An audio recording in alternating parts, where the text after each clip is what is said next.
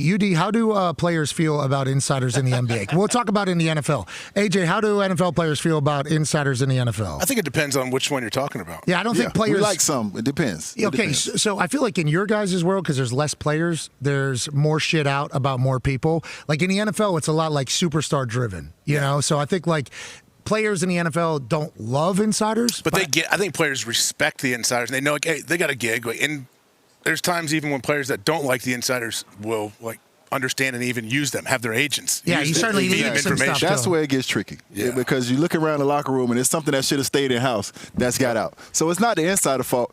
You need to control your house. Who was the snitch? Who's the guy that's talking to the insider? He's just doing his job.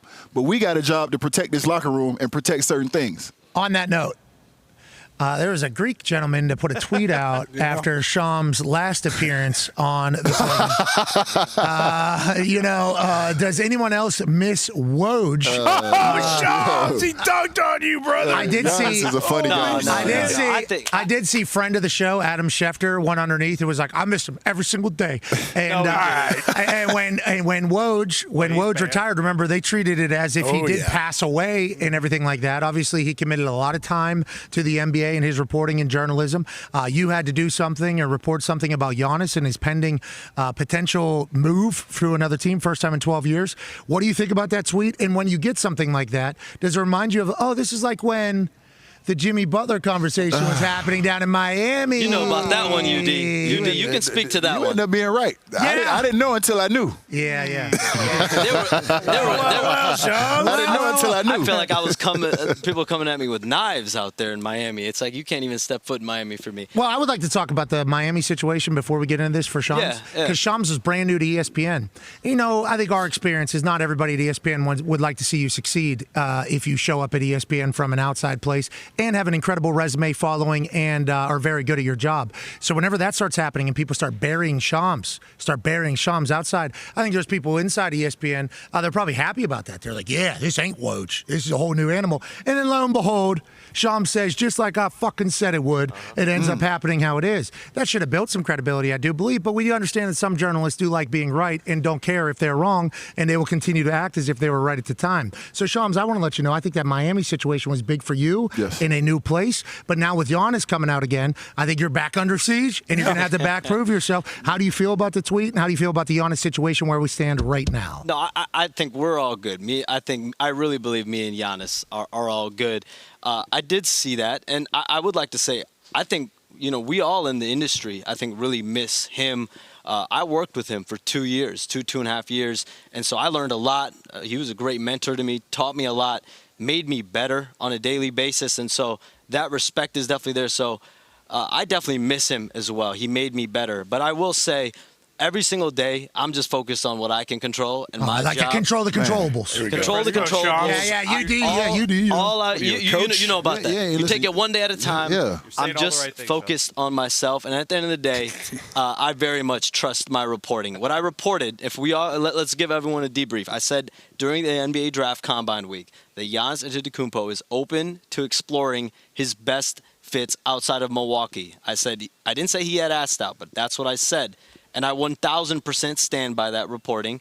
That week, there were a lot of conversations, I'll just put it like that, in Chicago about his future. And so, with him, his representatives, and so that occurred.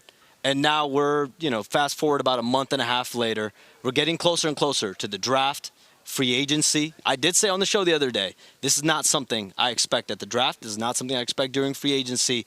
And it might never happen. If you think about it, it's a massive leap to go from exploring trades, if you're Giannis, you're there for 12 years, and then asking out of a situation you've been for 12 years. And at the end of the day, if the team is telling you, we feel, if John Horst and Doc Rivers, from my understanding, believe this is a contending roster next season in the Eastern Conference, if that's what they believe, then, and if he feels like, listen, I'll have the ball in my hands, I'll be able to play more, and if he feels that way, and that's how he wants to compete for a championship, I mean, he has every right to stay in Milwaukee. Do you think he's still going to miss Woj after what you just said?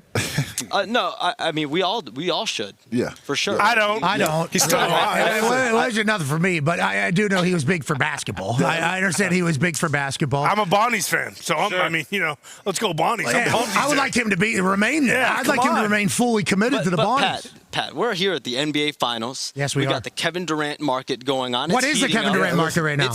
We want Where's to he get going? into it. Let's talk Before about he goes there, I So- want to say this. Okay. Since I've been at ESPN with this guy, does nobody puts in more work? I've seen it. Did you see his phone on free agency the day of first day of free 21 agency? hours or You see that? There's no. I had to ask him what's your personal life like? Because how can somebody live like that? Like I had to ask him because he puts in the work. So you can guarantee that if he comes to the table with something, he's researched it, he's 100% behind it, and it's you can bank on it. Damn. I like that you're doing what you did as a teammate for the Heat for so long. You got my back. I appreciate it, UD. Hey, I appreciate it, UD. Shams, I appreciate your work ethic. We need to talk about. Do you have a life? Yeah. Get you one. Sir. You know, a lot of people would say that about me, that I don't have a life. No, there's no such thing. There's no such thing as a work-life balance if you want to have success. Everybody that's been successful has said that. Now, you definitely have to be a human, though. Let's never forget that. Who had the biggest trade in the history of the NBA this year? Oh, Shams Charania. This guy, $100 million. What was that? Oh, yeah, the Luka Doncic. Yes. Yeah. Yes. Is there a trade in sports as actually, I'm not going to say anything. Probably not. Wayne Gretzky going to L.A. Wayne Gretzky in L.A. back in the day would be a conversation, but nonetheless, let's talk about a potential trade.